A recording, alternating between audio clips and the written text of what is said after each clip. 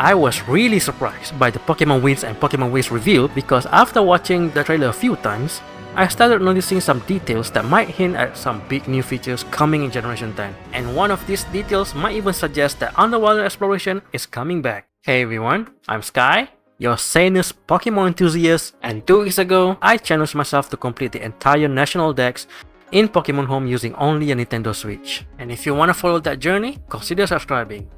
Now, the trailer for the Pokemon Wins and Waves actually starts with something pretty interesting.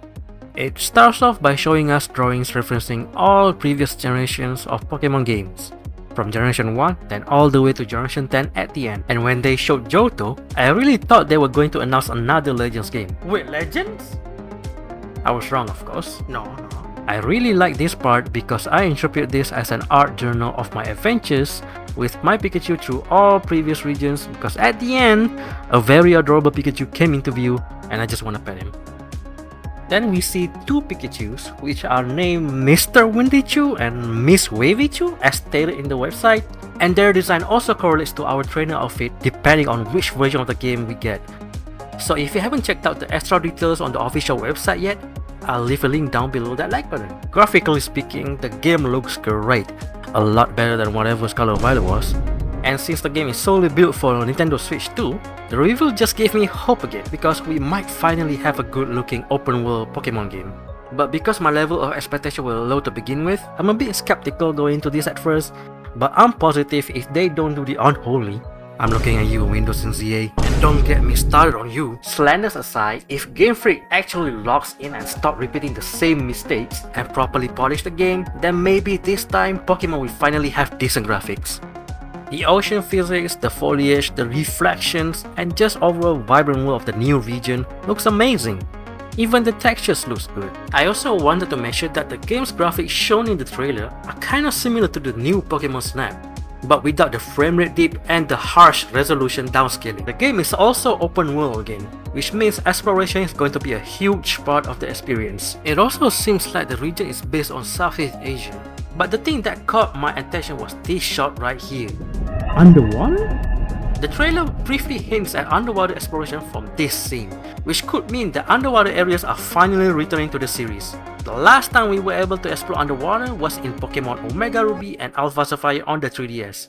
So it's been quite a while. Another interesting detail I noticed after scrolling through the official website is this board-like device attached to the player's backpack. Maybe it transforms into some kind of hoverboard we can use to ride on land and surf across the ocean, and those circular parts could even act like some kind of propellers for underwater movement. It might even be a roll-on.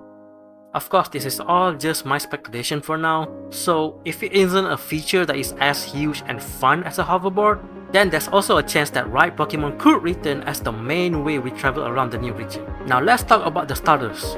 Route, Pombon, and Sobble too. Although it is very clear that these days Pokemon chooses to play safe when designing their starters, I really like them. My immediate first impression of Brock was, did they just straight up copy pasted a 3D model from the Angry Birds movie? Even if it does look like one of those Angry Birds, I still think it's kinda cute.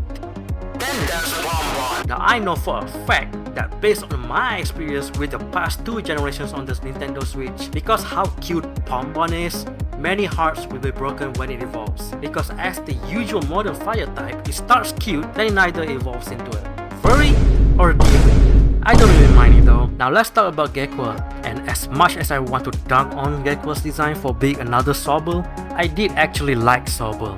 Gekwa seems to be a good contender for a starter pick as long as it doesn't evolve into another whatever this thing is. I'm sorry to our Clockwork fans out there, but I'm just not into it. While Pombon is still on the top of my starter pick, I'm still deciding on which one because they all have their appeal. Either way, I'm going to wait for more new Pokemon to be revealed in the future, then I can decide on my Gen 10 team. And I'm curious, which starter would you pick?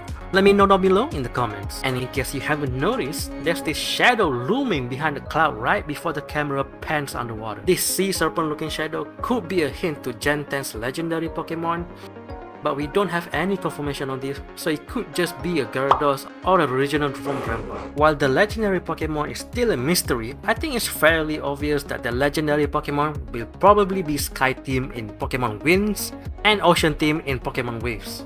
Of course, we still don't know everything yet. There's probably a lot more that Game Freak hasn't revealed to us yet, but for now, I'm definitely curious to see how the next generation of Pokemon games turns out to be like. Let me know down below in the comments on what you think about the reveal. Which starter are you picking, and what feature are you most excited about? Thanks for watching, and I'll see you in the next one.